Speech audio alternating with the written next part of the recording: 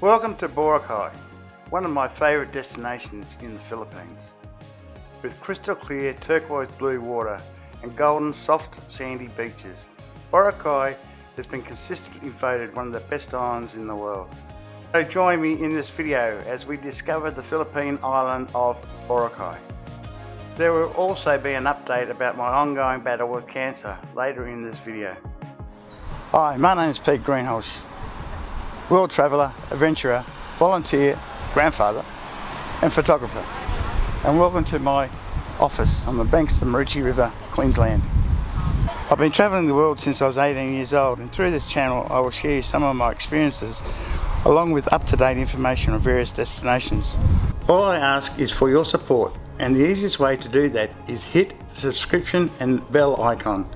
It takes a second, it's free, and you will not be asked any personal information. So until we speak again, please be safe. Arrival at Getaway Airport marks the start of our adventure.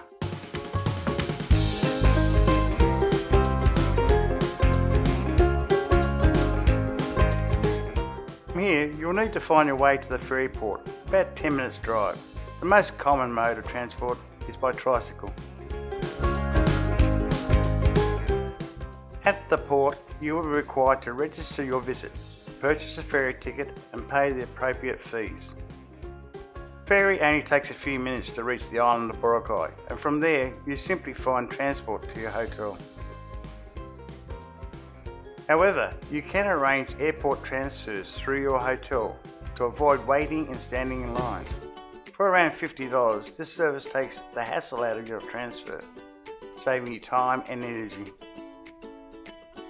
After checking into my hotel and throwing my bags in my room, I decided to take a look around my surroundings, so I started heading north along the beach.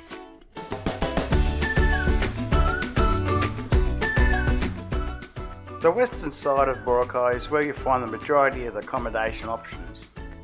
Stretched along a 4-kilometre long beach, you'll find an array of hotels, shops, restaurants and entertainment venues.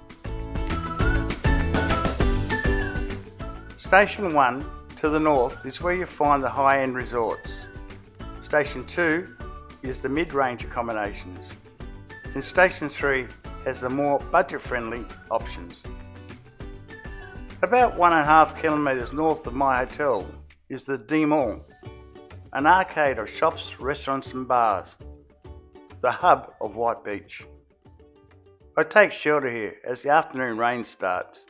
The paved streets flood quickly and I end up walking in ankle-deep water.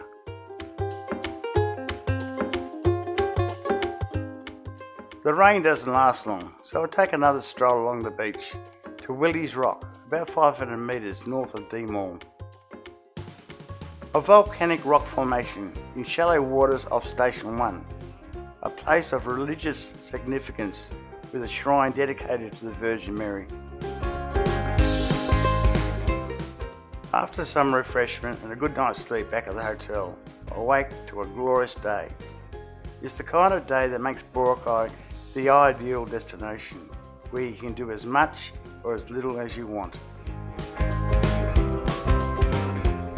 Boracay is one of those places in the world where you don't have to ask what do I do today, but rather what do I do next. There is no shortage of activities on Boracay. But a word of caution, when booking your day's activities, be sure to book through an authorised tour agent. There are a few scammers only too happy to take your deposit for a promised activity, but never to be seen again. As a rule of thumb, I only book tours and activities through my hotel. Today, I'll be taking a half-day tour around the island in a traditional bunker boat. The boat picks me up from the beach right outside my accommodation. We head south around the bottom of the island, then north along the western side, passing several resorts. I had the option of visiting two nearby islands, Crystal Cove and Magic Island, but declined, preferring to leave these for another day. Magic Island offers some very exciting cliff jumps, ranging from 3 metres to 10 metres, while Crystal Cove has some stunning caves and cliff tunnels to explore. We head further north round the top of the island and reach a secluded cove near the Oasis Resort and Spa.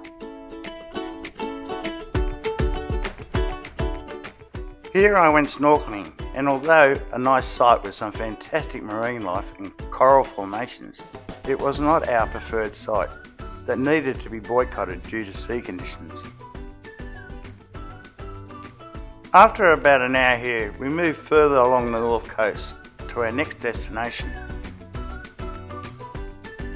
Puka Beach is an almost unsport 800 metre stretch of beach on the northern end of Boracay. This beach boasts tall coconut palms that line the white sands and are lapped by azure blue waters.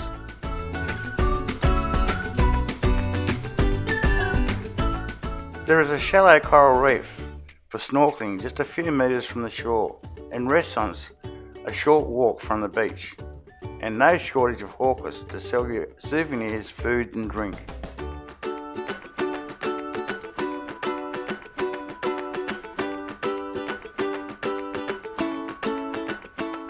There are more than enough activities on Boracay to keep even the most avid aquatic adventurer occupied for days. From diving the reef, paragliding, kayaking and stand-up paddleboarding. Or you can just simply soak up the atmosphere and scenes that make Boracay one of the best island destinations in the world. I finished the day sitting and enjoying a cold drink and watching the sunset that this island is famous for.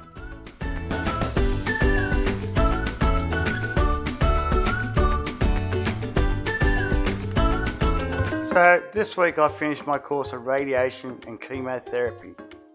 Things are looking good so far. However, the clinicians at the hospital say that the next few weeks may be difficult as my body heals from the damage the treatment has caused.